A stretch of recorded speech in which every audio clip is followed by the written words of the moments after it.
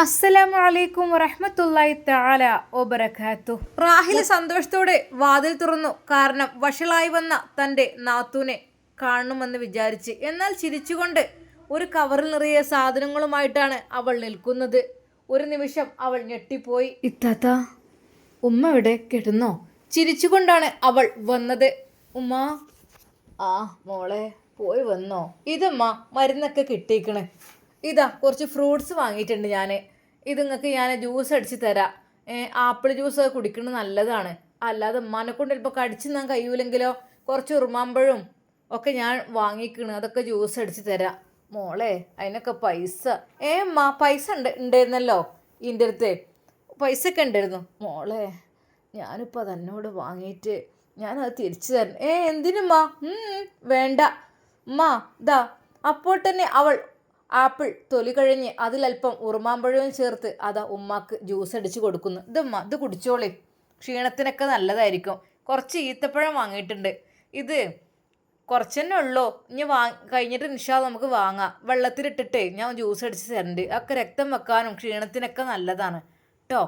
എന്നാൽ റാഹിൻ അവളെ തുറിച്ചു നോക്കുന്നു. എന്തപ്പോൾ അത് കഥ? ഓളതിന്ന് ഞാൻ പൈസ എടുത്തതാണല്ലോ. ഓളെ ബാഗിൽ 5 പൈസ ഇല്ലല്ലോ. എവിടുന്നപ്പോൾ ഇത്? എങ്ങനെപ്പോൾ ഇത്? ഇനി വേറെ ആരെയും വിളിച്ചിരുത്തിക്കണം. ആർക്കറിയാം എന്തേ ബന്ധമുണ്ടോ എന്നുള്ളത്. പെട്ടെന്ന് മോൾട്ടിയെ. എന്തുമ്മ?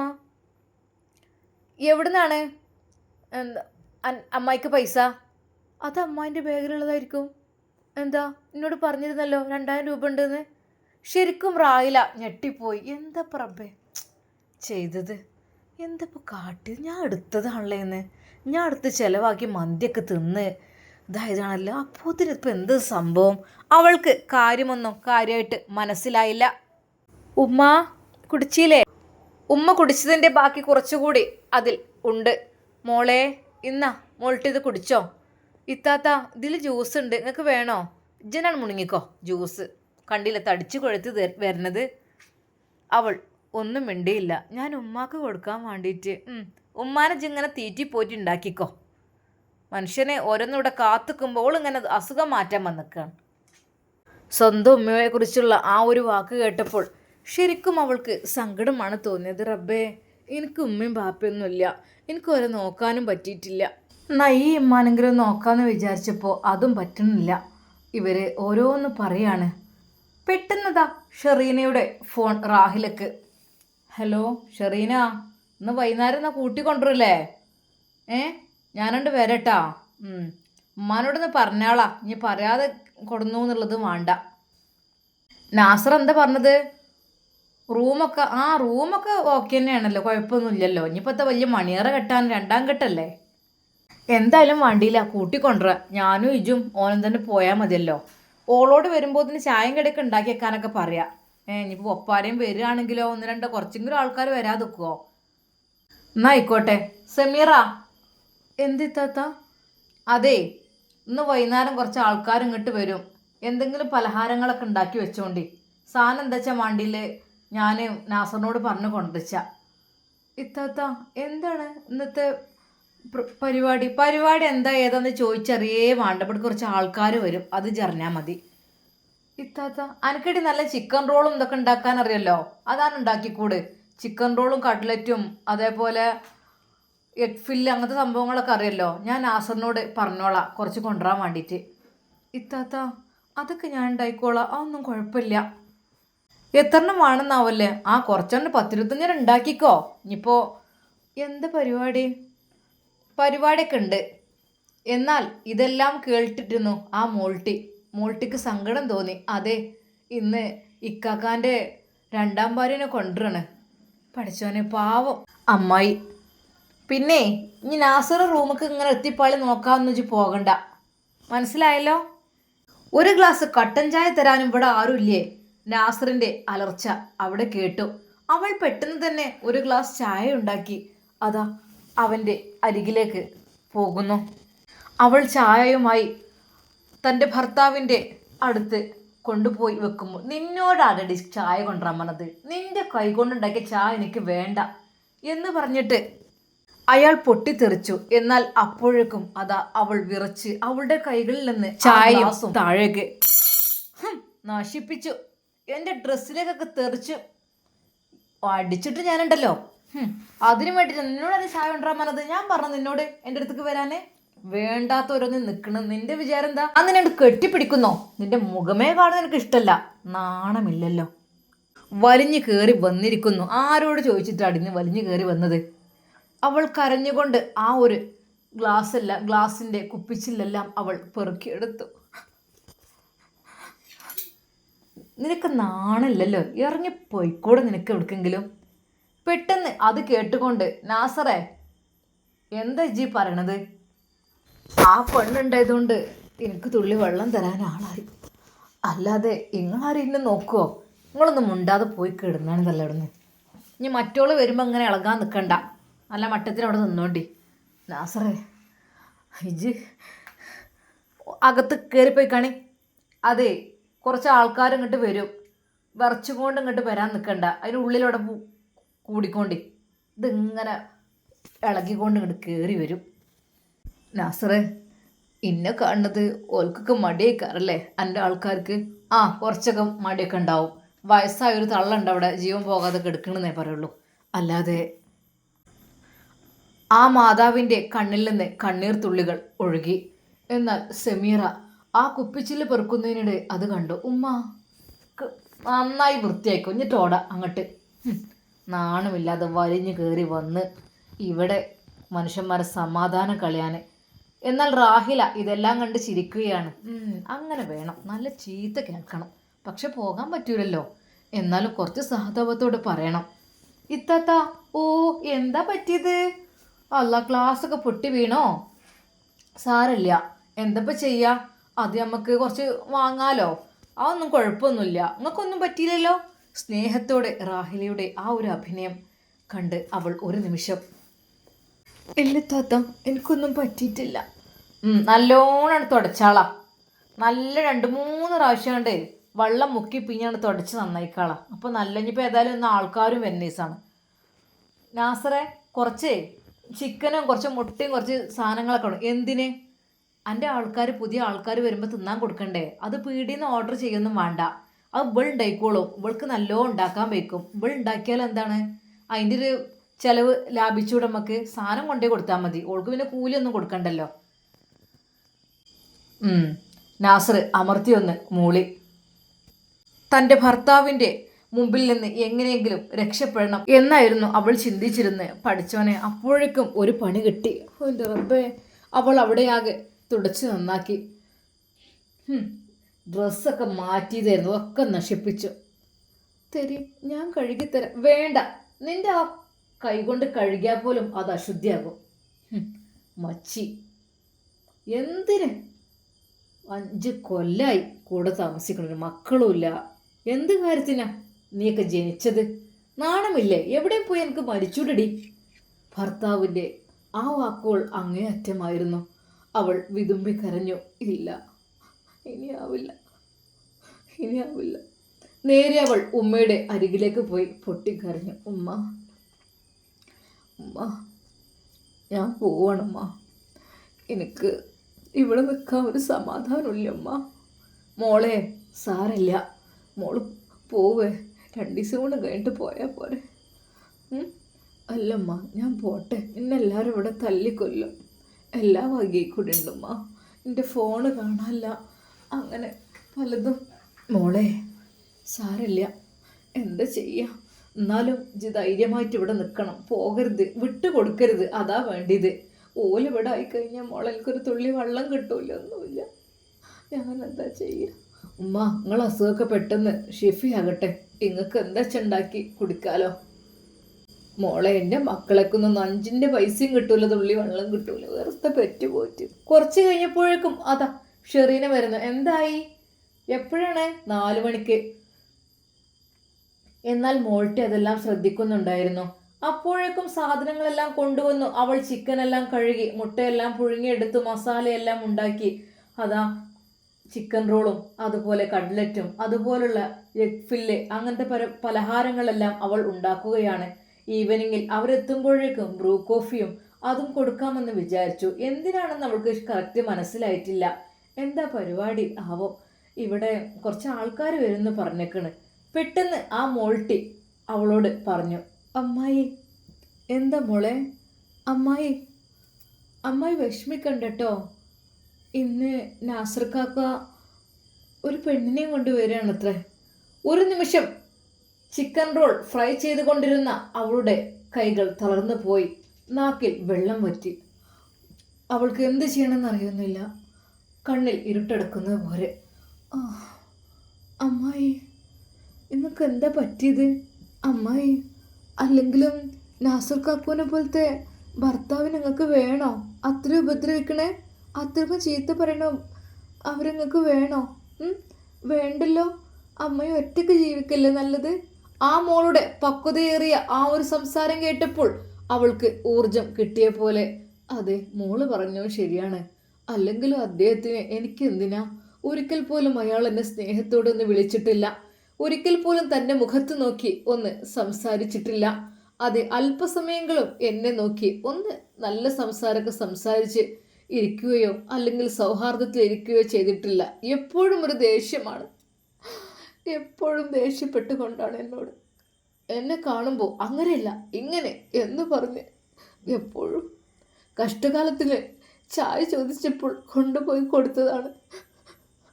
അപ്പോഴും കിട്ടിയ ഒരുപാട് ചീത്ത. എന്തിനാ വലിഞ്ഞു കയറി വന്നത്? നിനക്ക് എവിടെയും പോയി മരിച്ചുവിടുന്ന് വരെ പറഞ്ഞു. എവിടെയെങ്കിലും പോയി ചത്തൂടെ എന്നാണ് ഉപയോഗിച്ചത്. എന്തിനാ റബ്ബേ? ഇവരെന്നെ വിളിച്ചു വരുത്തിയത് ഉമ്മാക്ക് സുഖമില്ലെന്ന് തന്നെ വിളിച്ചു വരുത്തിയതാണ്. പക്ഷെ കാര്യമൊക്കെ ശരി തന്നെയാണ്. പ്രായമായ ഉമ്മയാണ്. അവൾ കരഞ്ഞുകൊണ്ടേയിരുന്നു. അമ്മായി, നിങ്ങൾ കരയണ്ട കേട്ടോ. സത്യം പറഞ്ഞാൽ ആ മോൾട്ടിക്ക് വല്ലാത്ത സ്നേഹമാണ്. എന്നാൽ റാഹിലക്ക് തീരെ ഇഷ്ടമല്ല ആ പെണ്ണ് അവിടെ നിൽക്കുന്നത്. എന്താടി അവിടെ പോയിക്കണത്? എപ്പോഴും ചോള ബാക്ക് കൂടാണല്ലോ. ഇജ് വല്ലാതെ അതിൻ്റെ ഒപ്പം നടക്കണം. മച്ചിപ്പെണ്ണാണത്. ഓലപ്പം നിൽക്കണതിന് ദോഷമാണ്. ഉമ്മ, അതെന്തുമ്മ? അതേ, മക്കളില്ലാത്തവരെ വിളിക്കുന്ന പേരാണ്. ഉമ്മ, അള്ളാഹു ആണല്ലോ എല്ലാം തരുന്നത്. അങ്ങനെയാണല്ലോ എൻ്റെ ഉസ്താദ് എന്നെ പഠിപ്പിച്ചത്. ഉസ്താദ്മാരങ്ങനൊക്കെ പഠിപ്പിക്കും. ഉമ്മ, എല്ലാം തരുന്നത് അള്ളാഹു ആണ്, അല്ലാതെ മക്കളെ തരുന്നത് അള്ളാഹു അല്ലേ? അള്ളാഹു തരാൻ വിചാരിച്ചിട്ടില്ലെങ്കിൽ നമ്മൾ കുറ്റം പറയുന്ന അള്ളാഹുവിനല്ലേ? ഒന്ന് പോയിക്കാ ചോർന്ന്. മദ്രസ കൊണ്ടാക്കണ്ടില്ലേനു. ഇപ്പം എനിക്ക് ഇതിൻ്റെ ന്യായീകരണം തന്നെ ഉള്ളൂ. കളവ് പറയാൻ പാടില്ല, കള്ളത്തരം ചെയ്യാൻ പാടില്ല, മോഷ്ടിക്കാൻ പാടില്ല, അങ്ങനെ എന്നെങ്ങനെ ക്ലാസ് എടുത്തിച്ച്. എൻ്റെ തന്തല്ലല്ലോ ഇവിടെ എന്നെ പോറ്റാനൊന്നും. എപ്പോഴും തൻ്റെ പിതാവിനെ തന്തയെന്ന് വിളിച്ച് ആക്ഷേപിക്കും. അത് അവൾക്ക് കേൾക്കുമ്പോൾ സങ്കടമാണ്. ഒരിക്കൽ പോലും എൻ്റെ ഒപ്പയല്ല തെറ്റുകാരൻ. അതെ, എൻ്റെ ഉമ്മച്ചി തന്നെയാണ്. എൻ്റെ ഉമ്മച്ചിയാണ് ആരുടെ കൂടെ പോയത്. എന്നാൽ എൻ്റെ ഉപ്പച്ചി വന്നപ്പോഴേക്കും എൻ്റെ ഉമ്മയെ കാണുന്നില്ലായിരുന്നു. പിന്നീട് എൻ്റെ ഉപ്പ വേറെ വിവാഹം കഴിക്കുകയായിരുന്നു. എന്നാൽ കുഞ്ഞിന് വേണ്ടി എൻ്റെ ഉമ്മ കോടതിയിൽ പോയി വാദിച്ച് എനിക്ക് കുഞ്ഞിനെ വേണം എന്ന് പറഞ്ഞ് പിടിച്ചു വലിച്ച് കൊണ്ടുപോരുകയായിരുന്നു. പാവാണ് എൻ്റെ ഉപ്പ കുറേ കാത്തു നിന്നാണ് എൻ്റെ ഉമ്മാനെ. പക്ഷേ എൻ്റെ ഉമ്മ എത്തിയപ്പോഴേക്കും വൈകിപ്പോയിരുന്നു. അല്ലെങ്കിലും വേണ്ട, എന്തിനാ വെറുതെ. എൻ്റെ ഉപ്പയെ എപ്പോഴും ആക്ഷേപിക്കും. തൻ്റെ വേറെ പെണ്ണുങ്ങളെ ഇപ്പം നടക്കുകയാണ്, കുട്ടികളും ഉണ്ട്, എന്താന്നില്ലേ സുഖം. ഇവിടെ ഒരു മോളുടെ എന്നുള്ള കാര്യം ഓർമ്മയില്ല. പക്ഷേ എൻ്റെ ഉപ്പാക്ക് എന്നെ കൊണ്ടുപോകാനൊക്കെ ഇഷ്ടം, പക്ഷെ വിട്ടുകൊടുക്കൂല. പലവട്ടം ചോദിച്ചിട്ടുണ്ട്, എൻ്റെ പൊന്നു മോളെ ഞാൻ കുറച്ച് ദിവസങ്ങൾ കൊണ്ടുപോട്ടേന്ന്. സമ്മതിക്കൂല. നിങ്ങളെ കൂടെ പറഞ്ഞേച്ചാലേ നിങ്ങോട്ട് പറയിപ്പിക്കണ്ട. അങ്ങനെ പല രീതിയിലും എൻ്റെ ഉമ്മ എപ്പോഴും പിതാവിനെ ചീത്ത പറയുമായിരുന്നു. എന്നാൽ ഇപ്പോൾ തന്തപ്പൊടി തന്ത അത് മാത്രമേ പറയുള്ളൂ. മോൾട്ടിക്കത് കേൾക്കുമ്പോൾ വിഷമാണ്. എന്താ ചെയ്യുക, ഉമ്മാൻ്റെ സ്വഭാവം കണ്ടില്ലേ. അമ്മായിനോടും അങ്ങനത്തെ സ്വഭാവം, ഉപ്പാനോടും അങ്ങനത്തെ സ്വഭാവം, എല്ലാവരോടും. സത്യം പറഞ്ഞാൽ മോൾട്ടിക്ക് അവിടുത്തെ ജീവിതം തന്നെ ഇഷ്ടമില്ലായിരുന്നു. എപ്പോഴെങ്കിലും ഉപ്പാൻ്റെ അടുക്കിലേക്ക് പോകണം എന്നായിരുന്നു അവളും വിചാരിച്ചിരുന്നത്. എന്തൊക്കെ തന്നെയാലും റബ്ബേ, അമ്മായി ഇവിടുന്ന് രക്ഷപ്പെടുന്നതാണ് നല്ലത്. ഇവിടെ നിന്നിട്ട് എന്താ? എന്നാൽ അപ്പോഴേക്കും പണികളെല്ലാം അമ്മായി കഴിച്ചിരുന്നു. മനസ്സിനുള്ളിൽ വിഷമമുണ്ട്, ദുഃഖമുണ്ട്. കുറച്ചു കഴിഞ്ഞപ്പോൾ അതാ റാഹിലയും ഷെറീനയും ഇറങ്ങി പുറപ്പെടുന്നു, മാറ്റി ഒരുങ്ങിക്കൊണ്ട്. പുതിയാപ്പിളയായി തൻ്റെ ഭർത്താവും അതാ ഇറങ്ങുകയാണ്. മാ എന്നാ ഞാൻ ഇറങ്ങാണ്. മോനെ എന്തിനാടാ അപ്പോൾ ഇതിന് നീ നിൽക്കണേ? നല്ലൊരു കാര്യത്തിന് ഇറങ്ങുമ്പോൾ തന്നെ തൊള്ളിന്ന് വന്നോണ്ടിട്ടോ. നാസർ ഉമ്മയോട് ഒച്ചിട്ടു. ഇല്ല, ഞാൻ ഒന്നും പറയണില്ല, എന്താ വെച്ചാൽ കാട്ടിക്കോൾ. ആ ഉമ്മ കരയുകയായിരുന്നു. ഒരിക്കൽ പോലും അയാൾ അങ്ങനെ ചെയ്യുന്നത് ഉമ്മാക്ക് ഇഷ്ടമല്ലായിരുന്നോ? ഉമ്മാക്ക് സമീർ തന്നെ വീട്ടിൽ വേണം എന്നായിരുന്നു ഉമ്മയുടെ ആഗ്രഹം. ഇക്കാക്ക വല്ല വൃദ്ധസദനത്തെ കൊണ്ടുപോയിട്ടാൽ മതിയേനു, എന്നാൽ പിന്നെ അത്ര ഇടങ്ങാറില്ലേനു. ഇതിങ്ങനെ ഏത് നേരം നോക്കട്ടെ അങ്ങനെ എന്തെങ്കിലും കാട്ടാൻ പറ്റുമെന്ന്. അല്ലാതെപ്പോൾ മറ്റോളെന്തിനാ ഇജ്ജ് പിടിച്ച് വലിച്ച് കയറ്റിക്കണ്? എന്നോട് ഞാൻ പറഞ്ഞോ ഓളെ കയറ്റി കൊണ്ടുവരാന്? ഇക്കാക്ക നിങ്ങളങ്ങനെ പറയില്ലേ, ഉമ്മാക്കുള്ള എല്ലാ സാധനങ്ങളും അതുപോലെ തന്നെ നമ്മളെ വീട്ടിലത്തെ എല്ലാ പണികളും ചെയ്യണമല്ലേ. ഒരു വേലക്കാരത്തിൻ്റെ റോളിൽ അവിടെ നിന്നോട്ടെ. വേലക്കാരി തീറ്റി പോരണ ഞാനാണ്, അല്ലാതെ നീയല്ല, അത് മറക്കണ്ട. എൻ്റെ പൊന്നാരിക്കാക്ക, റേഷനരിണ്ട്, വീട്ടിൻ്റെ മുറ്റത്തിന് മുരിങ്ങ കൊമ്പുണ്ട്, അത് പോരെ ഓളെ തീറ്റിപ്പോറ്റാനേ? മുരിങ്ങൻ്റെ കൂട്ടാനും റേഷൻ പീടി തരിയേറ്റ് കഞ്ഞിയും വെച്ച് ചോറും വെച്ച് തിന്നോട്ടെ, അതവിടെ നിന്നോട്ടെ, പ്രത്യേകിച്ച് ചിലവൊന്നുമില്ലല്ലോ. പിന്നെന്താടി ചായപ്പൊടിയും പഞ്ചസാരയൊക്കെ കൊണ്ടു കൊടുക്കുമോ? എൻ്റെ പൊന്നാരിക്കാക്ക, അത് ചായയും കൂടെ കുടിക്കലില്ല, അവിടെ നിന്നോട്ടത്. ഷെറീനയും പറഞ്ഞു, നാസറേ ഓളവിടെ നിന്നോട്ടെ, ഓളവിടെ നിന്നില്ലെങ്കിൽ ഇമ്മാൻ്റെ കാര്യത്തിൽ നമ്മൾ ഇടങ്ങാറാവേണ്ടി വരും. ഇതാണെങ്കിലൊന്നും ആയി തീരുന്നുമില്ല. 3 മക്കളും ഒറ്റക്കെട്ടായിട്ട് ഉമ്മയെ പുറത്താക്കിയിരിക്കുകയാണ്. എങ്ങനെയെങ്കിലും ഇക്കാക്ക ജീവൻ പോയി കിട്ടുക, ആ പൈസെങ്കിലും ഒന്നിട്ട് എടുത്തുക, ആ സ്ഥലമാണ്ട് വിറ്റ. ആകെ 5 സെൻറ്റുള്ളൂ, പക്ഷെ 1 സെൻറ്റിന് 5 ലക്ഷമാണ് വില, അത് മറക്കണ്ട. എങ്ങനെങ്കിലും കിട്ടുക, ഞമ്മക്ക് ഉഷാറായി കഴിഞ്ഞൂടെ? പക്ഷെ അതിന് അത് കൈമക്ക് കണ്ട് എത്രയേ ഞാൻ പറഞ്ഞു വിറ്റാളിന്ന്. അങ്ങാടിയിലാണ് ആ സ്ഥലം. എത്ര വിറ്റാളി എന്ന് പറഞ്ഞു, വില കൂടണം അവിടെ, അത് കേൾക്കൂല. എൻ്റെ കാലശേഷം അയിമക്ക് അത് നിൽക്കാൻ തരുള്ളൂ, അതും പറഞ്ഞ് നിൽക്കുകയാണ്. നിങ്ങൾ ആരും അയിമ ചാടി കളിച്ചിട്ട് കാര്യമില്ല, നിങ്ങളെ കാലശേഷം 3 ആൾ ഒരേപോലെ ഉണ്ട് എടുത്തോളി എന്നുള്ള നിലക്ക് ആണ് പറഞ്ഞിരുന്നത്. ഇപ്പം ആണെങ്കിൽ അതിൻ്റെ മുണ്ടാട്ടമില്ല. നമുക്ക് നോക്കാലോ, ഇതാണെങ്കിൽ ഓരോ അസുഖം വരുമ്പോൾ തട്ടിപ്പോകുമെന്ന് വിചാരിച്ചു. ഇപ്പോൾ ഒരുത്തി നോക്കാൻ വന്നിക്കണ്, അത് ഞാൻ വിളിച്ചു വരുത്തിയത് തന്നെയാണ്, അല്ലാതെ. അവർ 3 പേരും അതാ യാത്ര ചെയ്തുകൊണ്ടേയിരുന്നു. ഒടുവിൽ റസിയയുടെ വീടെത്തി. കയറിക്കോളി റസിയ. അതെ, വളരെയധികം നീണ്ടൊരു പെണ്ണായിരുന്നു റസിയ. മറ്റവളാണെങ്കിൽ നല്ല തടിച്ച പെണ്ണും, ഇവളാണെങ്കിൽ നല്ല നീളം. ഷെറീനെ പറഞ്ഞു, പഴയതിനേക്കാൾ ഒന്നും കൂടി നീളം കൂടിയിരിക്കണ റൈല. ഒന്നും പറയണ്ട, മുഖത്തൊക്കെ നോക്ക്, എത്തുന്നില്ല ഞങ്ങളുടെ മുഖത്തൊക്കെ നോക്കാൻ, എത്രങ്ങാനും ഉയരത്തിൽ. ഒന്നും പറയണ്ട, ഓനിഷ്ടപ്പെട്ടല്ലേ? നാസർ അതാ അവളുടെ മുഖത്തേക്ക് നോക്കുന്നു. 2 പേരും നല്ല ചിരി. ഷെറീനയും റാഹിലയും അത് കണ്ട് വാ പൊട്ടി ചിരിച്ചു. 2 നല്ല മാച്ചാണ്. ഒന്ന് ഇതെല്ലാം തടി ഉള്ളിനും കിട്ടിയിരിക്കണ്, മറ്റൊന്നും തടി ഇല്ലാതെ നീണ്ടിട്ട് ഒന്നിനും കിട്ടിയിരിക്കണ്. ആയിക്കോട്ടെ, ഒന്നും മുണ്ടണ്ട. അങ്ങനെ അതാ അവർ അവിടെ നിന്ന് മണവാട്ടിയെ അണിയിച്ച് കൊണ്ടുവരികയാണ്. പൊന്നാര താത്ത, അതിൻ്റെ തലയ്ക്ക് എത്ര എന്നുണ്ടെങ്കിൽ സ്റ്റൂളേറ്റ് വെക്കേണ്ടി വരും, അത്ര നീളമുണ്ടോള്. ഓനക്ക് നല്ലൊരു തൃപ്തിയാണല്ലേ എപ്പോഴും നീളുള്ള പെണ്ണുങ്ങൾ തടിയില്ലാത്ത പെണ്ണുങ്ങൾ എന്നുള്ളത്. ഓൻ്റെ ഇഷ്ടം പോലെ തന്നെ ആയിക്കോട്ടെ. മറ്റോള് തടി എറിയിട്ടും പോയി, ഇവള് കുറഞ്ഞിട്ടും പോയി. പ്രായില്ല, ഇവളോട് ഞാൻ കുറേ ഉണ്ടാക്കിയേക്കാൻ പറഞ്ഞിരിക്കണ പലഹാരങ്ങളൊക്കെ. അങ്ങനെ അതാ മണവാട്ടിയെ അവർ അണിയിച്ചൊരുക്കി കൊണ്ടുപോകുന്നു. നാസറിൻ്റെ മുഖത്ത് നല്ല പുഞ്ചിരി. നിക്കാഹും എല്ലാം കഴിഞ്ഞു. അങ്ങനെ അതാ അവർ പോരുകയാണ്. അവളുടെ കൂടെ ഒരു 10-20 പേരും 2 വണ്ടിക്ക് വന്നു. വീട്ടിൻ്റെ മുറ്റത്ത് ചെറിയൊരു പന്തൽ വലിച്ചു കെട്ടിയിരുന്നു. കുറച്ച് കഴിഞ്ഞപ്പോൾ അതാ മോൾട്ടി വന്ന് പറയുന്നു, അമ്മായി കുറേ ആൾക്കാർ വരുന്നുണ്ട്. ഒരു നിമിഷം അവൾ എന്ത് ചെയ്യണമെന്നറിയാൻ നിന്നു. അതേ, തൻ്റെ ഭർത്താവിൻ്റെ 2ാം ഭാര്യ കയറി വരികയാണ്. സമീറ വിതുമ്പിപ്പോയി. തേടി പോകാൻ വേണ്ടിയിട്ട് മോൾട്ടിയെ വിളിച്ചിട്ട് അവൾ പോയിട്ടില്ലേന്. ഇച്ചിട്ട് എൻ്റെ അമ്മായിൻ്റെ ഒപ്പം നിന്നോ, അതിനല്ലേ നടക്കുള്ളൂ. ഇവിടെ ഒരു കുട്ടിയുമില്ല, അവിടെ നിന്ന് വന്നവർ മാത്രം. വന്നവർക്കെല്ലാം അവൾ ചിക്കൻ റോളും കട്ലറ്റും എഗ് ഫില്ലിങ്ങും എല്ലാം ഉണ്ടാക്കി, ബ്രൂ കോഫിയും ഉണ്ടാക്കി വെച്ചിരുന്നു. അവൾ അതെല്ലാം വിളമ്പി വെച്ചു, മാറി നിന്നു. വരുന്നവരെല്ലാം അതിലെടുത്തു കഴിച്ചു. ഒരു നിമിഷം അവൾ ഞെട്ടിപ്പോയി. അതാ തൻ്റെ നാസർക്ക മറ്റൊരു പെണ്ണിൻ്റെ കൈ പിടിച്ചുകൊണ്ട് അകത്തേക്ക് കയറി വരുന്നു. ഒരു വട്ടം മാത്രം അവൾ നോക്കി, പിന്നീട് അടുക്കളയിലേക്ക് പോയി പൊട്ടിക്കരയുകയായിരുന്നു. എന്നാൽ വീട്ടിലേക്ക് കയറി വന്ന പെണ്ണുങ്ങൾ പെരും കൂടെ എത്ര വലുപ്പമൊന്നുമില്ലല്ലേ, ചെറുതാണല്ലേ. ഇതാരാ, ഈ തടിച്ചത് ആരാ, നിങ്ങളിപ്പോൾ ആരാ ഇവിടുത്തെ? പലരും അങ്ങനെ ചോദിച്ചു. അവൾ എന്ത് പറയണമെന്നറിയാതെ ഉത്തരം മുട്ടിപ്പോയി. അതേതോ വലിയ പെരീത്തതുകൊണ്ട് കണ്ടിട്ട് എന്താവോ. ആര് പറഞ്ഞത്? അവിടുത്തെ വേലക്കാരത്തിയാണ്. ഓരോരുത്തർക്കും ഓരോ സംശയങ്ങൾ വന്നുകൊണ്ടേയിരുന്നു. ഈ റൂമിലേതാ വയസ്സായ ഒരു തള്ള? നിങ്ങൾ ഉമ്മയ്ക്കാരല്ലേ? അത് ശരി. ഇവങ്ങൾക്ക് ആകെ ഒരു മോനേ ഉള്ളൂ? ഒന്നേ ഉള്ളൂ. ആയിക്കോട്ടെ. അങ്ങനെ ഏതാ അടുക്കളയിൽ വരെ കാണാനെത്തിയവർ വന്നു. ഏതായാലും സമീറ അതെല്ലാം വൃത്തിയാക്കി വെച്ചത് കൊണ്ട് കാണാനൊരു ഭംഗിയുണ്ട്. ചെറിയ പേരാണെങ്കിലും നല്ല വൃത്തിയാണ്. അതിലൊരുത്തി അങ്ങനെയും പറഞ്ഞു. മണവാട്ടി അതാ അവിടെ വന്നിരുന്നു.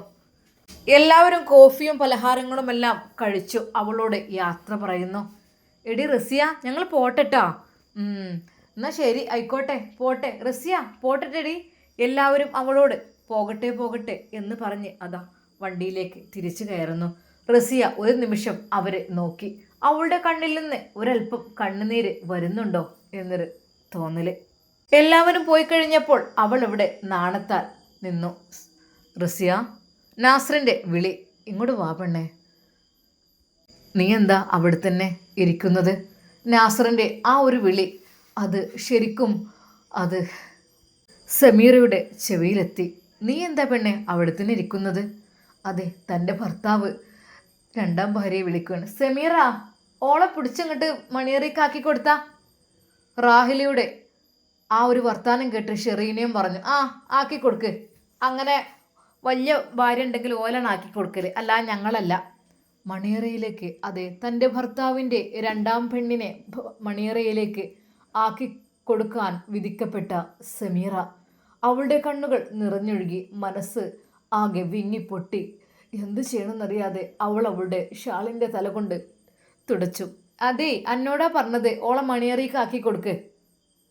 എന്നാൽ ഉമ്മ ഇത് കേൾക്കുന്നുണ്ടായിരുന്നു. എന്തായി ചെയ്ത്താന്മാരവിടെ പറയണത്? ഒരു പെണ്ണിൻ്റെ കണ്ണീര് കുടിപ്പിച്ചതും പോരാ, അതിനെ ഇടങ്ങാറാക്കണം. തള്ളവിടെ മുണ്ടാതെ അവിടെ ഇരുന്നോളൂ. നിങ്ങളെ പുതിയ മരോള വന്ന് കയറിക്കണ്. റാഹിലയുടെ ആ ഒരു വാക്കുകൾ. സമീറ, ഇവിടെ വാടി, എനിക്കെന്താ വിളിച്ചിട്ട് വരാൻ വയ്യേ? രണ്ടുപേരും അവളെ വിളിക്കുകയാണ്. ഇത്തത്തെ എന്താണ്? എന്നോടാ പറഞ്ഞത് ഓളെ മണിയറിക്ക് ആക്കി കൊടുക്കാൻ. ഇജാണത് ആക്കി കൊടുക്കേണ്ടത്. പഠിച്ചോനെ, എന്തൊരു ശിക്ഷയാണത്, എന്തൊരു ശിക്ഷയാണത്. ഇത്രമാത്രം ശിക്ഷിക്കപ്പെടാൻ ഞാൻ എന്താ ചെയ്തത്? അവൾക്ക് അത് കണ്ടു നിൽക്കാൻ കഴിഞ്ഞില്ല. എന്നോടാ പറഞ്ഞത്, എൻ്റെ തടിയും വലിച്ചാണ് പോയിക്കൂട്. എന്താന്നില്ലേ? അതെ, കസേരയിൽ ഇരിക്കുകയാണ് ആ മണവാട്ടി റസിയ. പീക്കോക്ക് നിറത്തിലുള്ള ഒരു പട്ടുസാരിയായിരുന്നു അവൾ എടുത്തത്. അതിൻ്റെ മേലെ നെറ്റും എന്തൊക്കെയോ ഉണ്ട്. അവൻ നോക്കാൻ കഴിഞ്ഞില്ല, കണ്ണീര് കൊണ്ട് കാണുന്നില്ല. ഓളെ കയ്യെ പിടിച്ച് കാണാൻ ഉള്ളിൽ കാക്കാനാ പറഞ്ഞത്. രണ്ട് നാത്തൂമാരോടും കൂടി കൽപ്പിക്കുകയാണ്. അവൾ ഒരു നിമിഷം പടച്ചിറപ്പ്, അല്ലാ, എന്താണ് സമീറ, ഒന്ന് അതിനെ സഹായിച്ചൂടെ? ഒരു ദിവസം മാത്രം ഒന്ന് ഹെൽപ്പ് ചെയ്താൽ മതി, പിന്നെ അതിന് നിൽക്കണ്ട. അവൾ ഒരിക്കലും തൻ്റെ ഭർത്താവ് എന്നുള്ള ആ ഒരു നിലപാടിനെ മനസ്സിൽ നിന്ന് മാറ്റിപ്പിടിച്ചു. സമീറ കണ്ണുകൾ അടച്ചുകൊണ്ട് അവളുടെ കൈ പിടിച്ചു.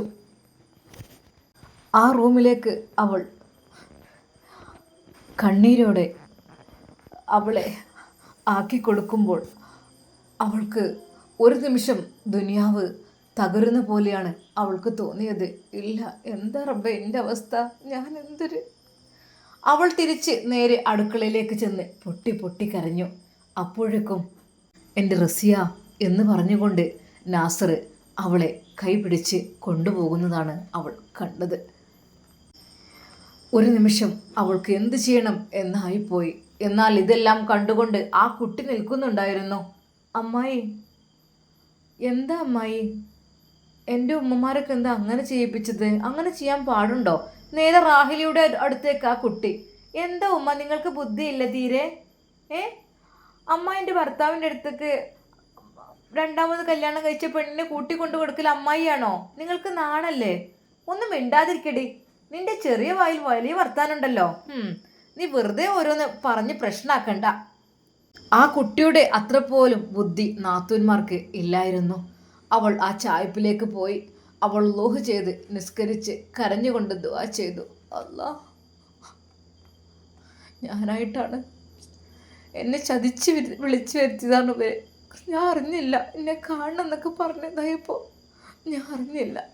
റബ്ബേ, ആ രാത്രിയിൽ അവൾ എന്തൊക്കെയോ അതാ മനസ്സിൽ ഉറപ്പിക്കുന്നു.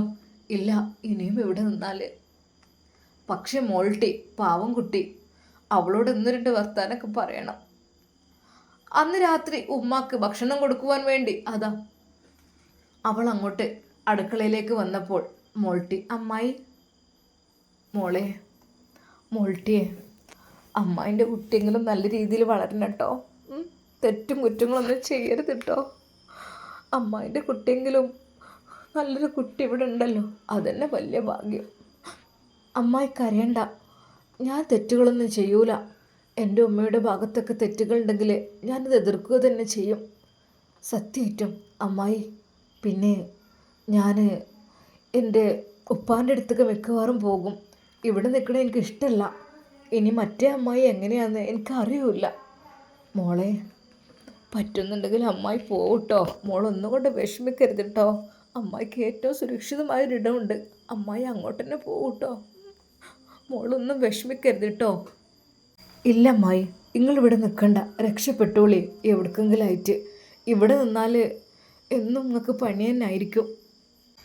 ഇല്ല, ഇനി ഈ വീട്ടിലൊരു സ്ഥാനം എനിക്കില്ല മോളെ. ഇനി എന്തിന് ഭർത്താവ് എന്നുള്ളൊരു പേര്, അതുകൊണ്ട് എന്ത് കാര്യം? എന്നോടൊരു വാക്ക് പോലും നല്ല രീതിയിൽ സംസാരിക്കൂല. ഇപ്പോഴിതാ മറ്റൊരു പെണ്ണിൻ്റെ കൂടെ ജീവിക്കുകയാണ്. ആ രാത്രിയിലെ ഇരുട്ട് അവൾക്ക് പേടി തോന്നിയില്ല. അവൾ പുറത്തേക്ക് തന്നെ നോക്കിക്കൊണ്ടിരുന്നു. ഉമ്മ പറയും, മോളെ, ഇഷാ ബാങ്ക് കഴിഞ്ഞാൽ വല്ലാതെ പുറത്തേക്കൊന്നും ഇറങ്ങരുത്. ഇഷാ മഗ്‌രിബിൻ്റെ ഇടയിൽ തീരെ ഇറങ്ങാൻ പാടില്ല. സുബഹി ബാങ്ക് കൊടുത്താൽ പ്രശ്നമില്ല, അതിൻ്റെ ഇടയിൽ എന്തെങ്കിലുമൊക്കെ ഉണ്ടെങ്കിൽ നമുക്ക് കാണാൻ പറ്റൂല. അങ്ങനെയാണ്, നമ്മളെ സൃഷ്ടികൾക്കൊന്നും കാണാൻ പറ്റൂല. അത്രക്കും അപകടങ്ങൾ നിറഞ്ഞാണത്ര ആ രാത്രികൾ. രാത്രിയിലെ ഒറ്റക്കൊന്നും പുറത്തിറങ്ങി നിൽക്കരുത്. അവൾ ഉമ്മ പറഞ്ഞ ആ ഒരു ഉപദേശം ഓരോന്നായി കേട്ടു. ഉമ്മാക്ക് അന്നും അവൾ ഭക്ഷണം കൊടുത്തു. ഉമ്മ, ഇതാ ഗുളിക കുടിച്ചോളി. ഉമ്മ, ഇതാ കുറച്ച് ഈത്തപ്പഴം ആപ്പിളും ഒക്കെ ഉണ്ട്. മോളെ, മോൾട്ടിയെ, ഉമ്മക്ക് ഇത് ഇടയ്ക്കിടയ്ക്ക് എടുത്ത് കൊടുക്കുക, ജ്യൂസൊക്കെ അടിച്ച് കൊടുക്കണം കേട്ടോ, മരുന്നൊക്കെ. ഉമ്മ ഇപ്പം നിങ്ങൾക്ക് എങ്ങനെയുണ്ട്? മോളെ, കുറേ കുറവുണ്ടടി, വല്ല ആശ്വാസമുണ്ട്. എന്നാലും എൻ്റെ കുട്ടി ആ നേരത്തെ എത്തിനെ രക്ഷിച്ചതുകൊണ്ട്. ഉമ്മ, നിങ്ങളൊന്നും കൊണ്ട് പേടിക്കണ്ട, എന്തെങ്കിലും പോഷകാഹാരങ്ങളൊക്കെ തിന്നോണ്ടിട്ടോ. മോളെ, ആയിക്കോട്ടെ. ആ രാത്രിയിൽ ചിലതൊക്കെ അവൾ മനസ്സിൽ ഉറപ്പിക്കുന്നു. അവൾ അവളുടെ ബാഗ് ആദ്യം തന്നെ ആ ചായ്പിൽ ആ റൂമിൽ കൊണ്ടുവന്ന് വെച്ചു, തൻ്റെ നിസ്കാരപ്പായുടെ കൂടെ തന്നെ. ഇവിടെ നിന്നാൽ ഇനി എനിക്ക് സഹിക്കാൻ കഴിയില്ല. ഇനി എന്തിന്? ഒരിക്കൽ പോലും ഒരു ഭാര്യ എന്നുള്ള സ്ഥാനത്ത് ഞാൻ ഇവിടെ നിൽക്കണ്ട. എന്നോട് എവിടെയെങ്കിലും പോയി ചത്തൂടെ എന്നാണ് പറഞ്ഞത്. ആ വാക്കൊക്കെ എവിടെ കൊണ്ടുപോയി ഒതുക്കും റബ്ബേ? ഇല്ല, ആരെയും ബുദ്ധിമുട്ടിക്കാൻ ഞാൻ നിൽക്കണില്ല. ഉമ്മാനെ വിചാരിച്ചിട്ട് മാത്രം വന്നതാണ് ഞാൻ. അത് ഉമ്മ എനിക്ക് എന്നെ കാണണം എന്നൊക്കെ പറഞ്ഞപ്പോൾ റബ്ബേ. ആ രാത്രി അവൾക്ക് ഉറങ്ങാൻ കഴിഞ്ഞില്ല.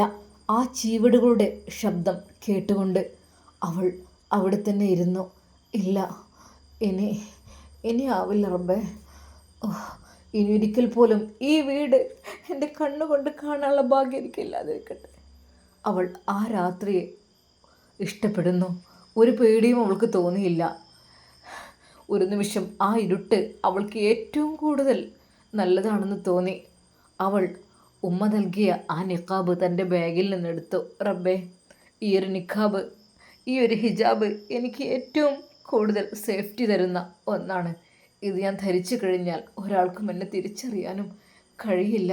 അവൾ അതെല്ലാം ഭദ്രമായി വെച്ചു, തൻ്റെ പർദ്ദയും വെച്ചു. ഇരുന്നു കൊണ്ട് തന്നെ അറിയാതെ അവൾ ഉറക്കത്തിലേക്ക് വഴുതി വീണു. സമയം 3 മണി. അല്ലാ, ഒന്നുറങ്ങി. പെട്ടെന്ന് അവൾക്ക് പുറത്തേക്കിറങ്ങാൻ ഭയം തോന്നി. റബ്ബേ, ഉളൂഹ് എടുക്കണം, എന്ത് ചെയ്യും? ബിസ്മില്ലാഹി തവക്കൽതു അലല്ലാ എന്ന് പറഞ്ഞുകൊണ്ട് അവൾ ആ വാതിൽ പതുക്കെ തുറന്നു. പുറത്തെ ബാത്റൂമിൽ പോയി എന്തൊക്കെ തന്നെയായാലും ഉളൂഹ് ചെയ്ത് അവൾ അകത്തേക്ക് കയറി. തഹജ്ജുദ് നിസ്കരിച്ച് പടച്ച റബ്ബിനോട് കരഞ്ഞ് ദുആ ചെയ്തു. അല്ലാഹ് ഞാൻ ഇറങ്ങാണ് കേട്ടോ, എനിക്ക് നീ കാവൽ വേണം അല്ലാഹ്. സമീറ പൊട്ടിക്കരഞ്ഞുകൊണ്ട് അവിടെ നിന്ന് ഇറങ്ങുകയാണ്. ഇനി എന്തിന്, ഒരിക്കൽ പോലും ഞാൻ ആഗ്രഹിക്കുന്നില്ല. നാസർക്ക എന്ന മനുഷ്യൻ സ്നേഹമുള്ളവനായിരുന്നു, എല്ലാമായിരുന്നു. പക്ഷേ ഇപ്പോൾ എന്നെ കാണുന്നത് തന്നെ എന്തിന്, അവരുടെ ജീവിതത്തിൽ ഒരു കട്ടുറുമ്പായിട്ട് ഞാനിവിടെ നിൽക്കുന്നില്ല. പള്ളിയിൽ നിന്ന് സുബഹി ബാങ്കുലി അതാ കേൾക്കുന്നു. അവൾ പെട്ടെന്ന് തന്നെ സുബഹി നിസ്കരിച്ചു. ഈ വീട്ടിൽ ആരും ഉണരാറില്ല. എല്ലാവരും 7 മണിയായാൽ മാത്രമേ ഉണരുള്ളൂ. 7ഉം 8ഉം അങ്ങനെ അങ്ങനെ ആരും ഉണരില്ല. അവൾ സുബഹി നിസ്കാരം പെട്ടെന്ന് പൂർത്തിയാക്കി. അവൾ പർദ്ദയണിഞ്ഞു, ഹിജാബ് അണിഞ്ഞു. അവൾ തൻ്റെ ബാഗ് എടുത്തു. പതുക്കെ ആ ഒരു ചായ്പിൻ്റെ വാതിൽ തള്ളി തുറന്നു. പതുക്കെ പതുക്കെ ശബ്ദമുണ്ടാക്കാതെ അവൾ ആ വീട്ടിൽ നിന്ന് ഇറങ്ങി. പെട്ടെന്നാണ് അവൾ ആ കാഴ്ച കണ്ടത്. ഇൻഷാ അല്ലാ നമുക്കിതിൻ്റെ ബാക്കി ഭാഗം നാളെ കാണാം. അതുവരേക്കും എല്ലാവർക്കും അസ്സലാമു അലൈക്കും വറഹ്മത്തുള്ളാഹി തആല വബറകാതുഹു.